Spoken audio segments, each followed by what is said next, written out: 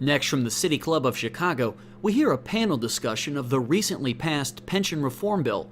We hear from Illinois House Pension Committee Chair Representative Elaine Nekritz and Senator Dan Biss, who were the two primary architects of the reform bill. Also joining the discussion is Lawrence Masal, president of the Civic Federation. This runs about 50 minutes. This is in alphabetical order. We have here State Senator Dan Biss. Give him a round of applause.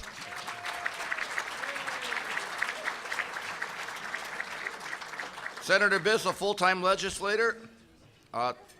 Mr. Hardy, you'll be happy to know this, formerly taught math at the University of Chicago, has a BA from Harvard and a PhD from MIT. Obviously, he gets along very well in Springfield because there's so many people to talk to.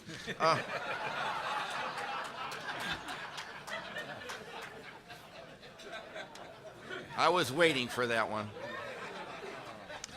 He's married to his wife, Karen, who is studying for a PhD in history at Northwestern, former Peace Corps volunteer, and they have two children, Elliot and Theodore. Big round of applause for Senator Biss.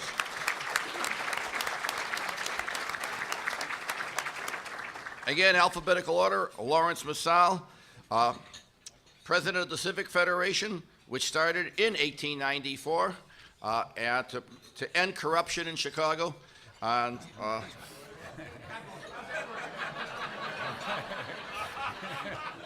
fill in your own joke. Talk about job security. Okay, so Lawrence has a long career in government, has worked for Governor Thompson and former Governor Ryan. Yes, there was a time when Illinois elected Republicans to be governor. Also got his start from the commercial club. You know him, he's all over the place talking about policy and economics and so forth. And not bad for a sociology major, by the way. Very impressed. And of course, one of his main claims to fame, he wrote one of the best chapters in the book, The Mayors, the fourth edition. I forgot who the main author of that was. Oh, it was me. It's an excellent Christmas How about present. a big round of applause for Lawrence Masal?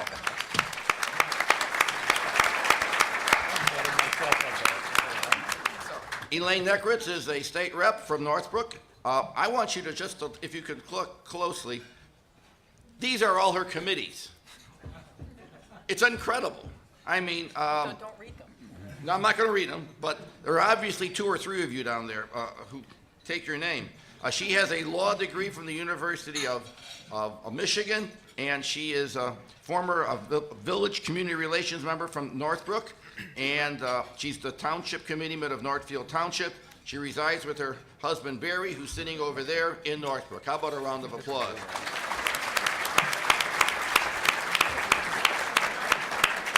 We will start off with Ms. Nekritz, Representative Nekritz, and take around 8 to 10 minutes, if you would, or, you know, a little longer. We're all here to learn. And at the end, will be questions. You have forms on your table, and we'll try and read them.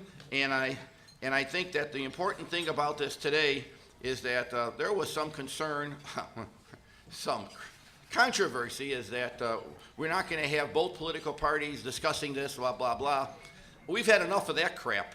We want to know what's going on, what are the details, what are the facts, and how bad is the situation. Representative Nekritz, you're up. Thank you, Paul. I guess it's on. Sorry. So, as Paul indicated, I'm here with my husband, Barry. It happens to be his birthday today, which so thank you for joining me and wishing him a happy birthday along with Beethoven today. There's a couple of, I hesitate to go down this path because, I know that there's a lot of elected officials in the room, but there's 2 I would really like to acknowledge who were integral to the topic that we are discussing today, and those are our chairman, Kwame Raoul, Senator Raoul. I can't see anything out there. And one of the other conference committee members is Representative Mike Zaleski. Thank you. Oh, there he is. They were both integral to getting done what we got done on December 3rd, so I wanted to make sure that they got acknowledged. I think that I'm going to give a little historical context to what the action that we took, because I think one of the most interesting questions that we faced was, or that gets asked, I think, is why now? What finally happened that actually got the pension bill passed? And I think that in a lot of ways, it's a testament to the fact that even in Illinois, rank and file legislators can step up, take on the big issues of the day, put forward solutions that then get churned through the process, but actually can have an impact on things. And that, to me, is one of the most significant things that came out of this, is because a lot of times and I think there's a lot of truth to this as well, that we feel that everything is left up to the legislative leaders and the governor, and the legislators just sit around and wait till the vote comes to their desk, and then try to figure out what's in a bill, and then say yes or no. This process was very different than that, and I think that that's a very significant item for this. And it is also, I think, a testament to the fact that when you have facts, and fortunately we had math as well, and fortunately I had Daniel Biss as a math professor to help me with that math, but when you have the numbers and the data that go along with that, and you're willing to take a little bit of a risk and step out and be bold, again, you can have a very significant impact on the process. And it doesn't take it being dictated from above. It actually can bubble up from the bottom. We don't get much credit, I think, in the General Assembly for the action that we took in 2010 to create a new tier of benefits for new hires.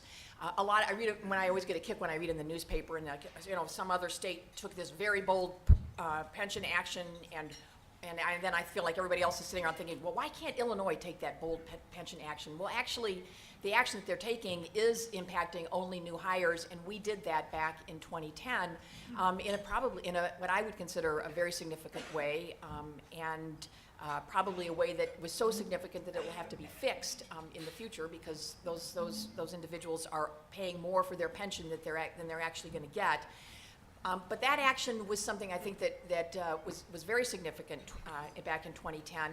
But we soon figured out that was not going to be sufficient to address any of our fiscal situation, especially as the recession dragged on and our revenues were down and not recovering. Our expenses were going up, and the pension payment was going up, and we were really doing nothing to address that. So along came January of 2011.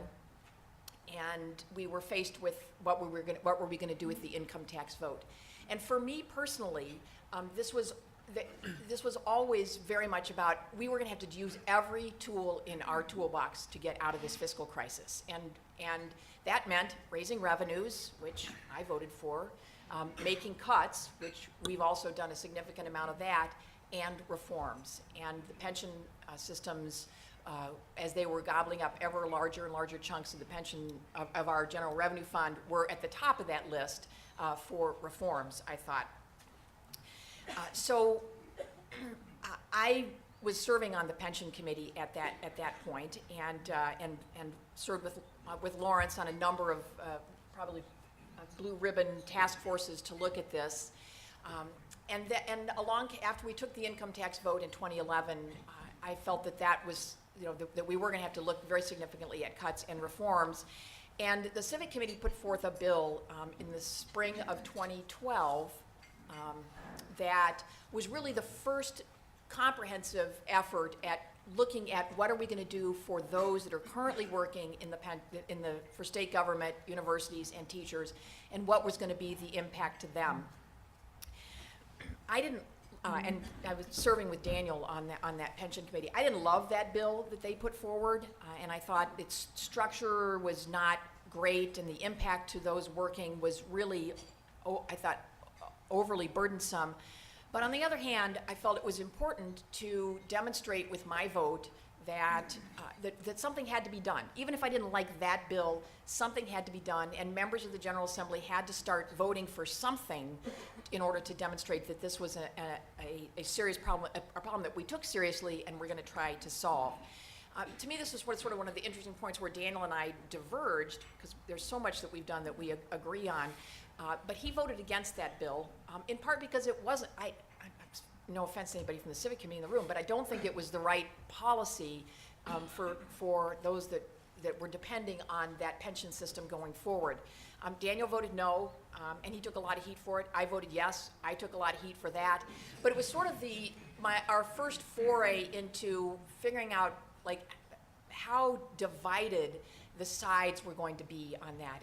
And there's numerous sides to this debate. But it was really, I think, the first sort of shot over the bow that was out there, and really set the table for how things were going to go forward. And then the next year, I guess I got my years wrong. That was 2011. Yeah, okay. 2012 was when the governor started really bringing folks together to try to come up with a solution. And there were another working group that met all spring long to come up with a solution. And we really adopted what at that point was a framework that would allow employees to make a choice. And that's what would make this constitutional, is that they would be able to choose between a benefit and their health care. And that was, I still think, a reasonable structure to make it constitutional. It just created a lot of other challenges that ultimately I think we had to overcome. Again, we ended up going nowhere with that one, despite the fact that I think there was a lot of leadership looking at that and saying, we want to make this work, but we're just not quite sure how, and the votes were not there yet to do it.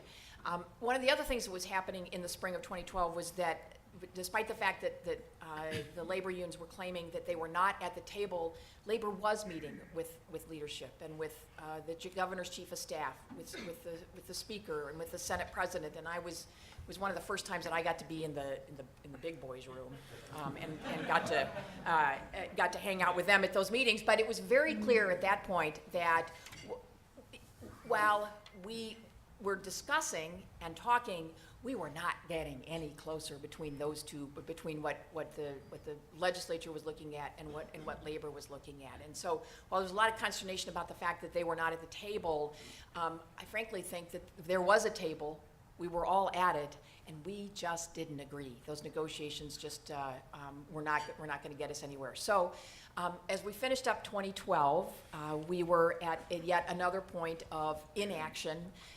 And to the point where the pressure, the public pressure and the media pressure was really starting to build.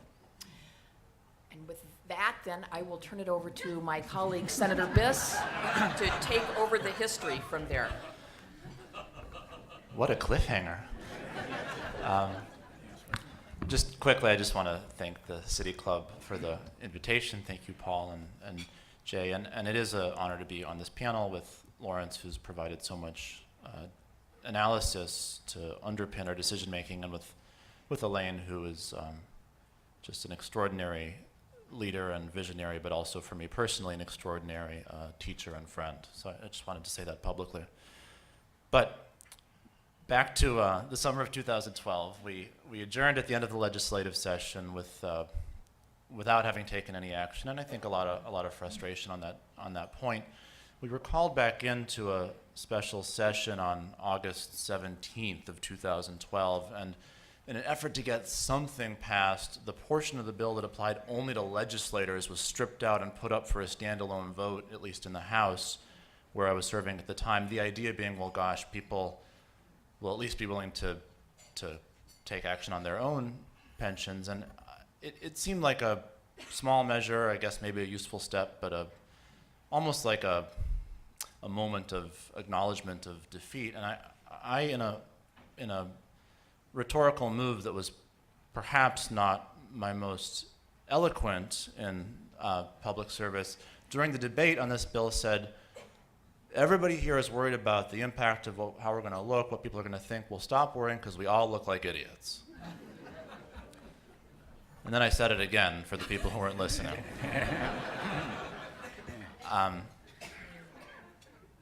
In fairness, I was probably right, but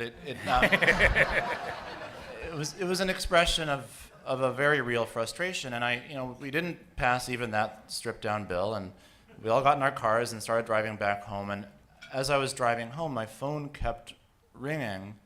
It was colleagues in the legislature, particularly freshman members of the House, who said, well, hey, Daniel, if I were you, I might have chosen different words, but yes, I agree, this is embarrassing, we have to do better. And so a small group of House members began to meet and brainstorm and try to figure out what we thought might work. And then shortly thereafter, Elaine and I sat down, and I have to say, in a matter of probably 45 minutes or an hour, I sketched out on a small piece of paper what we thought a workable pension bill might look like, something that we could support in good conscience, reluctantly perhaps, but in good conscience, something that we thought would operate on a framework that made sense for the state. And then Elaine was in the middle of an incredibly competitive election campaign, so she went off and knocked on doors and harassed her neighbors, and I started working on drafting the bill. Elaine won her election, thank God. And on December 5th of that year, 2012, we were able to stand with not just the two of us, but 19 other members of the House and introduce a bill. It was mostly Democrats, but some Republicans, African Americans, Latinos, mostly Chicago and suburbs, but a little bit downstate as well, and put out a bill and said, this debate is not going anywhere. This bill is our attempt to lay something reasonable on the table that legislators can stand up behind and in support of and move the debate forward. And one thing that, as I was reflecting back on that this morning, preparing for this, I remembered was that it really was an unusual move. And it wasn't just a socially or culturally unusual move, it was a procedurally unusual move. We stood at that press conference and laid out the bill, and we got all these questions like, what's its fiscal impact? How much money will it save? What's your argument for why it's constitutional? And our answers, which we bluffed our way through them, but our answers were basically, we have no idea. This is just us by ourselves. We have no staff. We have no technical assistance. We're just trying. We're just trying our best. And we literally only got actuarial analyses started after that day because it had been quite literally a group of legislators not speaking to anybody outside of the House of Representatives. The process went forward. The actuarial analysis eventually was conducted. The long legal debate continued and legal analysis was conducted as well. The bill did not pass at the end of that legislative session in the waning lame duck moments, not for lack of trying. And then in the spring of 2013, two things happened in parallel. First of all, the House engaged in a process of kind of dismembering that bill and then reassembling it into what eventually became known as Senate Bill 1, which passed, I think, in late April. And then in parallel with that process, the Senate President underwent a very lengthy, difficult negotiation with the We Are One coalition representing public employee unions and was able to reach an agreement on a bill that was numbered Senate Bill 2404, a bill that was patterned after the constitutional theory that had been in the negotiations of the spring of 2012. And I have to say, it was an extraordinary achievement. I did not wind up supporting that bill, but it was an extraordinary achievement and a major negotiation ending with a set of concessions that I think a year before would have been very, very, very hard to envision taking place. Nonetheless, the House wound up not taking up that bill. The Senate wound up voting down the bill that the House had passed, and we adjourned once again, feeling frustrated and irritated and embarrassed, and you probably have adjectives too, if you're interested. And then this conference committee was formed of 10 members that worked throughout the summer and fall, led by Senator Raoul, who's here, and I also want to add to Elaine's comments, mine regarding the really extraordinary leadership he exhibited based upon a focused commitment to reaching a resolution, which commitment he was able to put first, I think, above a number of other considerations in a way that kept the process alive many, many, many, many times when it might have otherwise died. Nonetheless, the conference committee, though it came very, very near to an agreement, didn't reach a final agreement, and at the end of the fall, the 4 legislative leaders banded together and had what I'm told at least, since I still don't get to be in the big boys' room, had what I'm told was a very lengthy negotiation resulting in the bill that we passed on December 3rd. In a kind of dramatic series of concurrent debates and votes, the House and Senate were able to debate concurrently because of the procedural realities of a conference committee report, and after a lengthy debate, the Senate passed the bill with no votes to spare, and a few minutes later, the House passed the bill with just 2 votes to spare, and then 2 days later, the bill was signed into law on December 5th, 2013, the first anniversary of our introduction of the bill that we had crafted in the fall of 2012. And so it was a long, long journey and a complicated journey and an imperfect journey, both procedurally and surely from the point of view of the outcome, but I think it was one that taught not only myself and Elaine, but also the body, both the House and the Senate, about the power of a collection of committed rank and file members to transform a debate on a significant issue. And I wish I could end with some simple, pithy lesson or rule or takeaway. I won't. But I think buried in this story, there is an important lesson about legislative procedure and the role and responsibility and opportunity presented to each of us who's lucky enough to serve in the General Assembly when faced with thorny and difficult but crucial and imperative problems. So with that, thanks for the time, and Lawrence is going to take it away. Thank you. Thank you, Senator Biss. It's truly my honor as well to be on such a distinguished panel. Representative Nekritz and Senator Biss were, as you all know, instrumental in the passage of this comprehensive pension reform, which I had nothing to do with because I didn't have a vote on pension reform. Many of you did not have a vote on it either. I think what you take away is that if you got to write your own bills, you could pass a lot of things that would be of significance and fix a lot of problems. The challenge is you have to convince your colleagues to come to what they say is 30 and 60 in Springfield, a majority of the members voting in Springfield.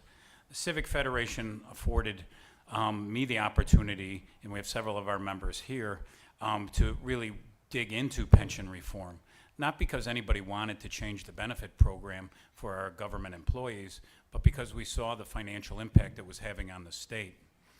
And before I go any further, I also want to recognize that besides Representative Nekritz and Senator Biss, there were a instrumental group of legislators that were willing to put aside the public and political pressures and do what they believed was in the best interest of the state.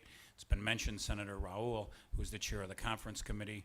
I want to especially mention Senate Minority Leader Christine Radogno, who came up with what I think is one of the more innovative and helpful suggestions, which is to protect those employees that have the lowest benefit and that have served the state government the longest, to protect the growth of their pension above any other.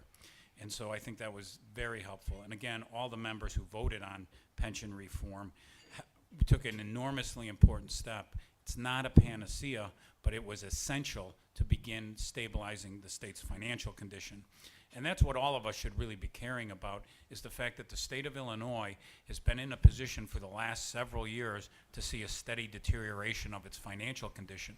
The rating agencies have warned and downgraded and begged, cajoled, and the business groups, not just the Civic Federation, the Chambers of Commerce, the Commercial Club, all of the business groups recognize that as long as our financial stability was in question, as long as we couldn't tell businesses what to expect from state government in terms of tax policy, we'd be running into a very dangerous issue, which you're seeing played out right now, which is businesses are going to Springfield or making announcements to say, we need a reason to stay in this state because we can't predict what's going to happen financially.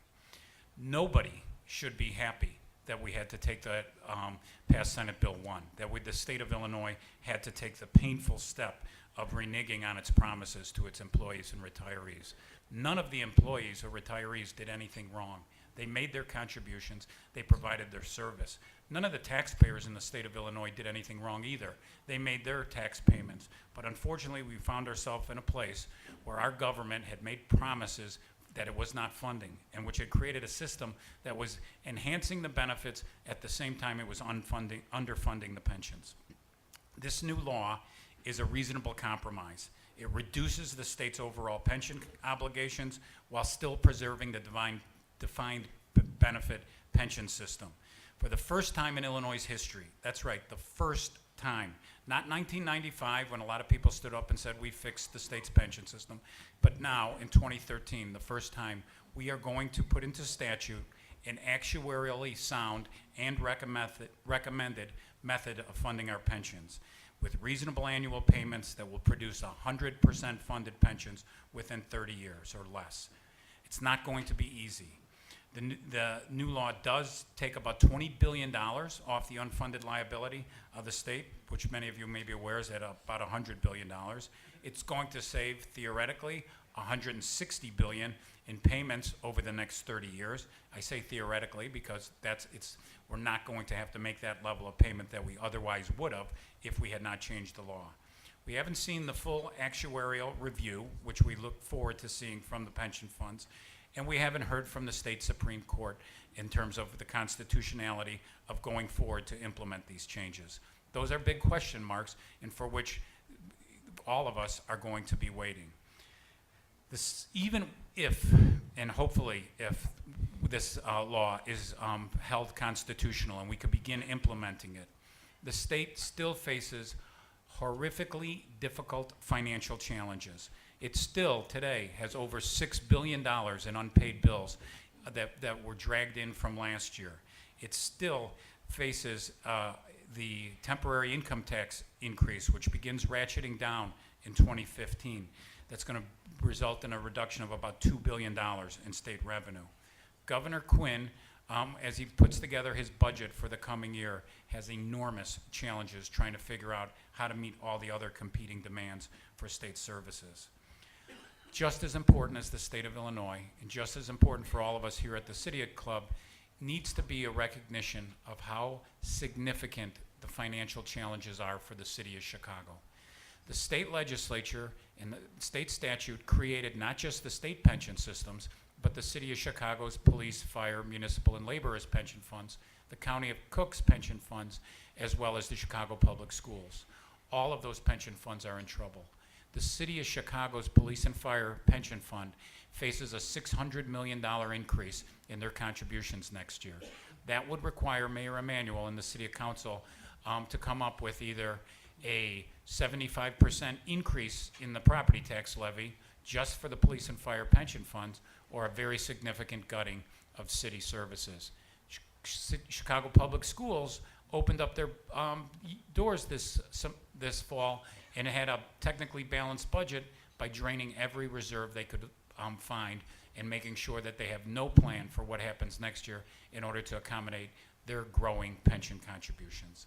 The point is, we have to have parallel, not the same pension reform because the funds are different, the benefits are different, but we have to have significant reform for the Chicago pension funds, for the Chicago Public Schools, for County Cook, and local governments throughout the state of Illinois.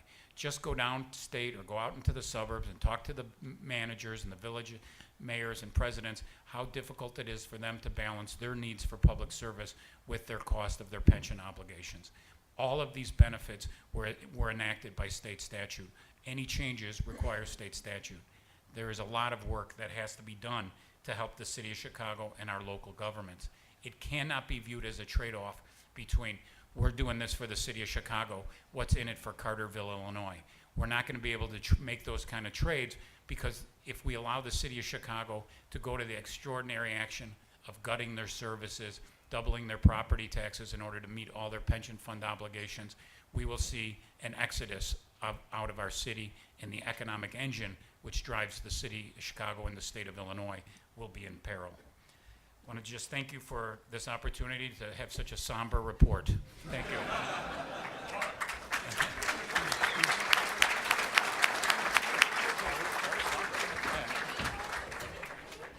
if you, by the way, as you leave, you'll see small vials of hemlock for those of you who think it's really, after all this uplifting news. If you have questions, Jack's out there. Jack, you got a lot of questions. Sarah, let's go. We got, here, just pass them on up. Mush. All right, Mush. Okay, here we go.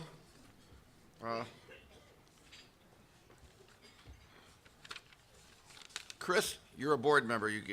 What? We got 15 board members and 50 aldermen. We'll go with the board member. Okay, here we go.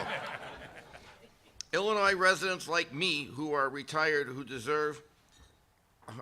desire our income only from annuity, derive. How do you know? Do not pay any Illinois income tax. Why not? The question is, when you have a pension from the state, why don't you pay Illinois income tax on it? It's not just from the state.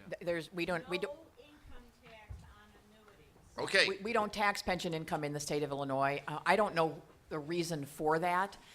I can tell you that the reason it hasn't changed and is that there's a lot of political backlash to that, a lot of voter backlash when we've talked about that. Because it has come up. The question has come up in the past. It came up when we were discussing the 2011 income tax increase. I'll speak for myself.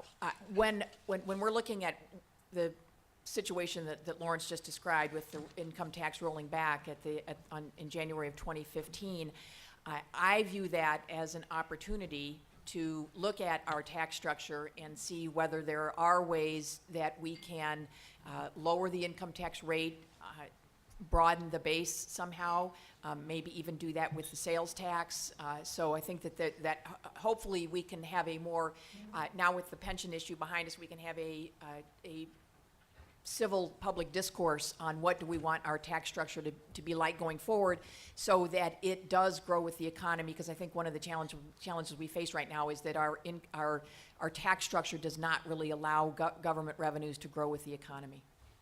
Lawrence? Chris, the reason why we don't tax retiree income from any sources, because non-city club members, such as yourself, might go to Florida. That's the justification, really. It is basically was justified that we would lose the retirees, and we wanted to give them that benefit. It is one of the most important thing, and I really appreciate your question, because people don't understand it. They don't understand that in the federal government, you pay federal taxes from whatever source. Your retirement income is taxable in the federal government. In Illinois, we're one of the few states with an income tax that doesn't tax some portion of your retirement income. Thank you for the explanation. We should pay. All right, Chris, this is not a dialogue, but you made your point, as you always do. The fighting alderman of the 49th Ward, Joe Moore. We just had this. He did. Okay, real quick. What are the prospects for a legislative solution to the pension crisis faced by the city of Chicago and other municipalities? In other words, do you think you could do something this coming session for Chicago and the other municipalities? Daniel? I think there's a very, very strong interest because of the essential cliff that the city is facing. The Senate president took some heat for a comment he made about whether the state was facing a crisis. He was making a really important point about the difference between the state situation and the city situation, which is that according to state statute that you, of course, can't control from city council, the city's payments are going to skyrocket shortly if we don't do anything. I think there's strong recognition that that's not an acceptable situation, and now that we have a couple different potential templates or examples that have been passed in the last year, I think there's going to be a lot of discussion. Okay. Moving along, we have a lot of questions. Linda Foreman, what is the support for a graduated income tax? You have a little sidebar there, but we'll leave it at that. Any support for a graduated? Ralph Martiri's not here, or else there'd be 25 minutes on it, so go ahead. There is support for it. Whether there is sufficient support to get to a 3/5 majority in the House and the 3/5 majority in the Senate, my considered opinion is that it's a much tougher lift in the House, and I frankly think that that's going to be a real challenge to get 71 of the 118 votes in the House on that.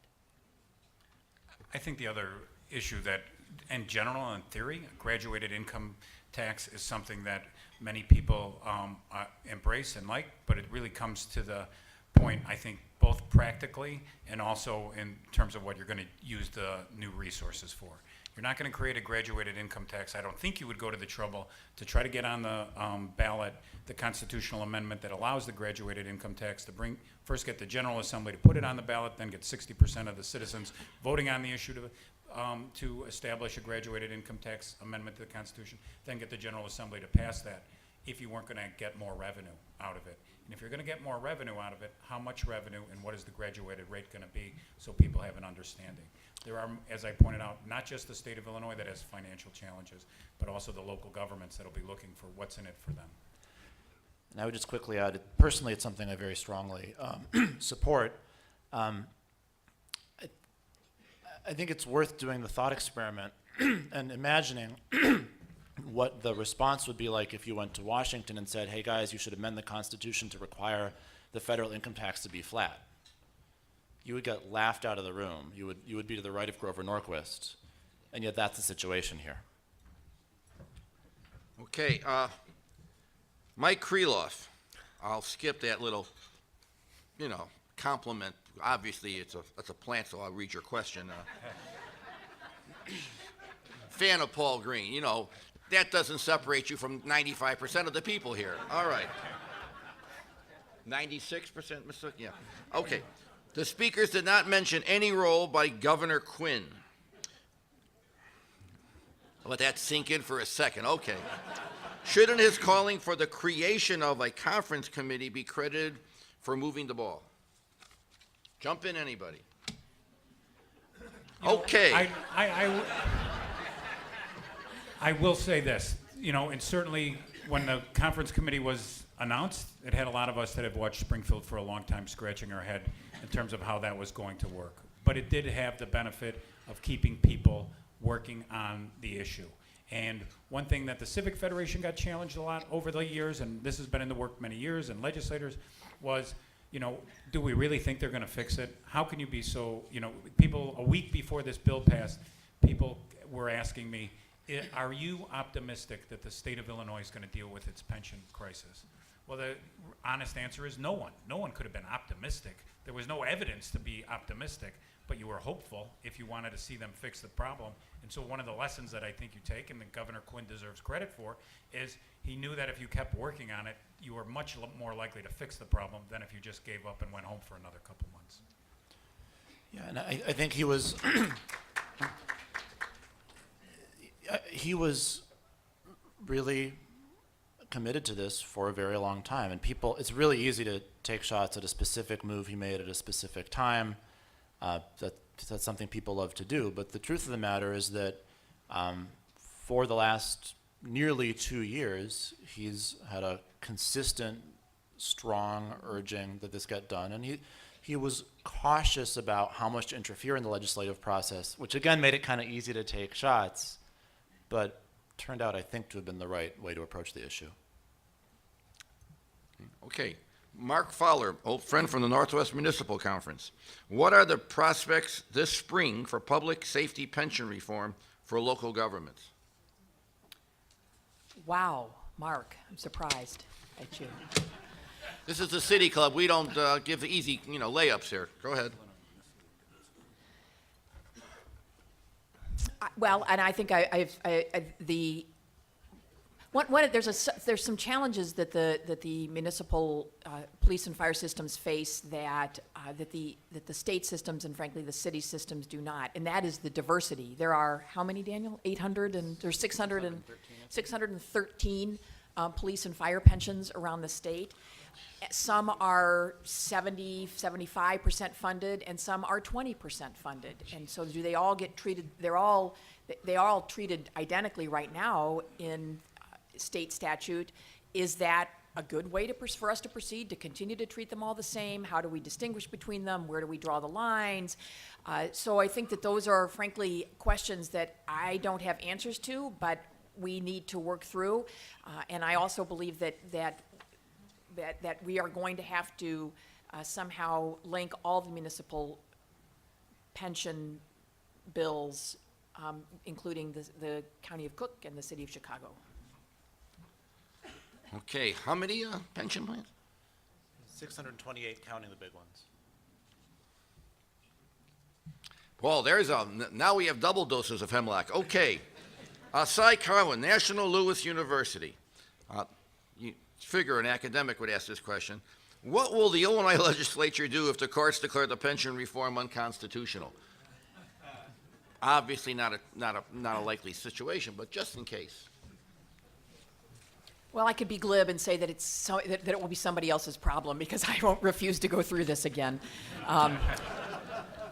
A lot of that will depend on what they tell us. If they really throw everything out and say you can do nothing to touch current employees and current retirees, that will be one thing. If they say, well, maybe you could do, you can impact current workers but not retirees, that will be another. A lot of it will really depend on what answer we get back from them. I think that is exactly right. The elected members of the Illinois Supreme Court are going to be faced with a large body of evidence in this bill and a couple of other bills that are coming toward them. But if they find that it's impossible, or that the state is not able to change the accrual rate of the benefit, and that's a point everyone needs to be aware of. Under this pension reform legislation, no benefit is changed. No one who's receiving a benefit right now is getting less.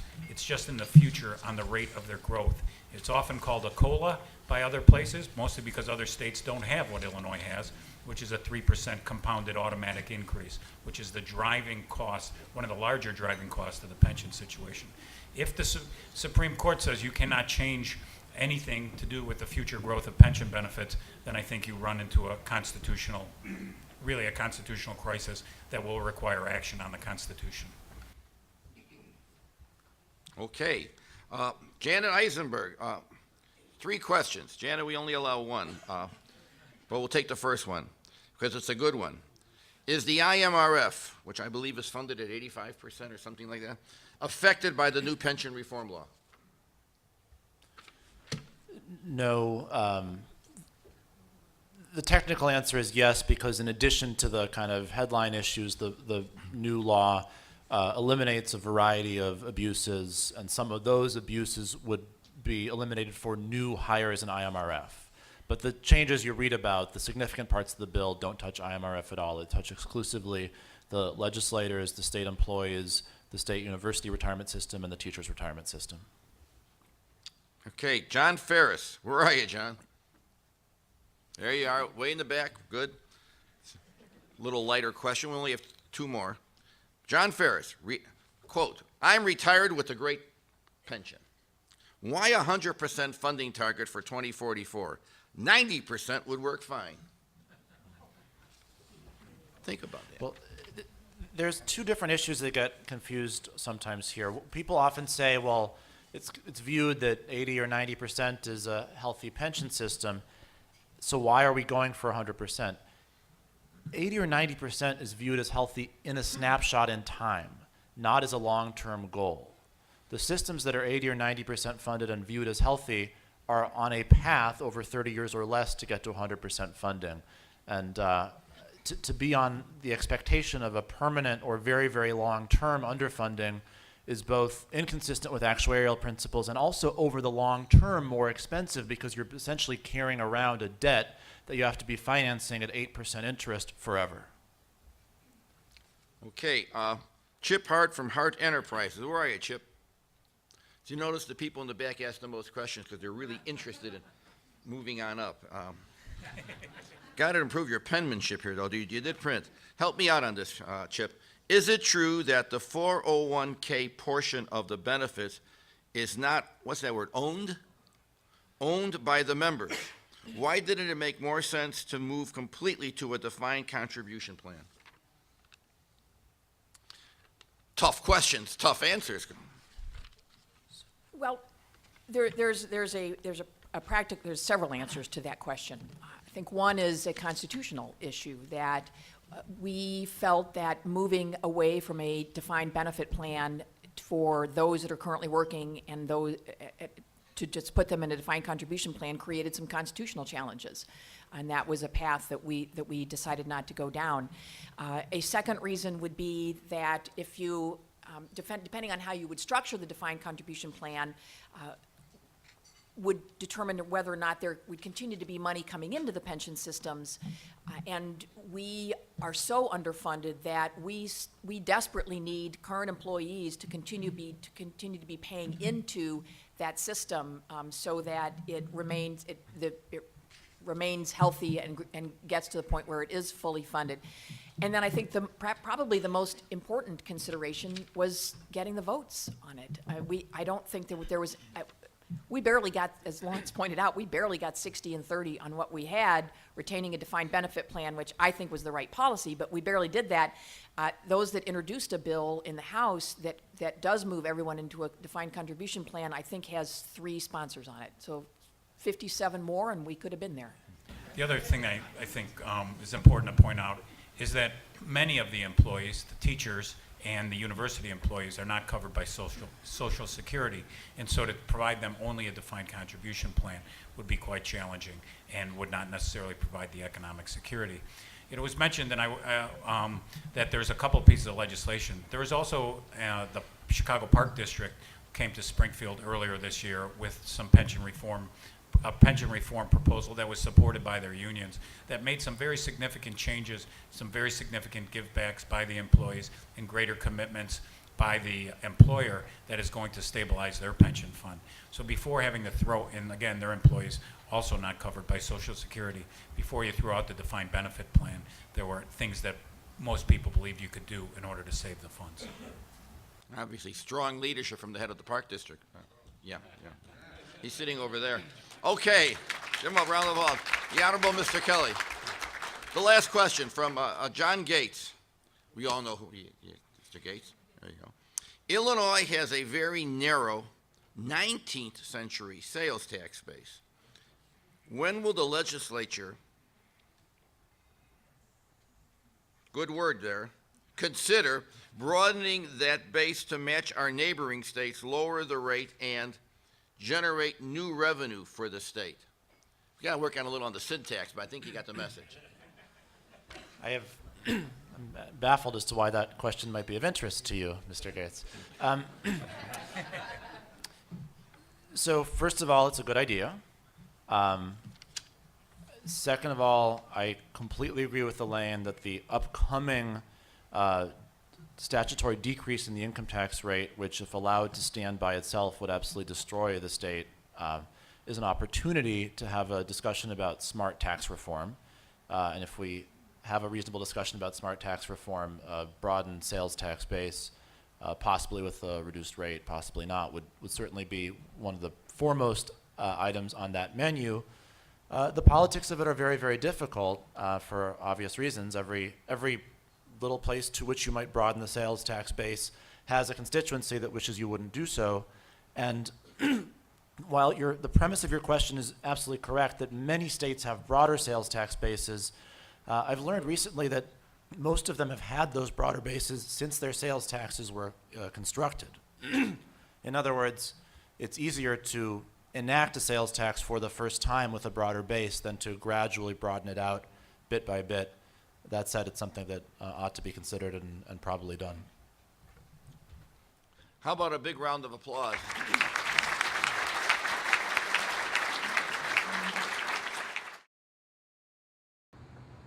You're watching the Illinois Channel, an independent nonprofit corporation formed to provide gavel-to-gavel coverage of Illinois state government and other public affairs events taking place across Illinois.